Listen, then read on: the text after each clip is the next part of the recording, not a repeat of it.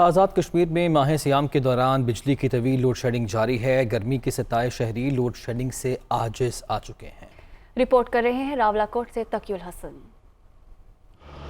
पुंछ समेत आजाद कश्मीर के दीगर शहरों में महकमा बरकियात की जानिब से 8 घंटे जबकि दही इलाकों में 10 घंटों की लोड शेडिंग का शेड्यूल जारी किया गया है। जबकि शेड्यूल से हटकर फोर्स लोड शेडिंग का मसला भी गंभीर सूरत इख्तियार कर चुका है। 8 घंटे लोड शेडिंग, काम के टाइम लाइट नहीं होती। 2 घंटे हम जो है ना रात के टाइम में जनरेटर इस्तेमाल करते हैं। मैं एक रेस्टोरेंट चला रहा हूँ। 2 घंटे में मुझे 1000 रुपए का जो है ना पेट्रोल मुझे चाहिए होता है।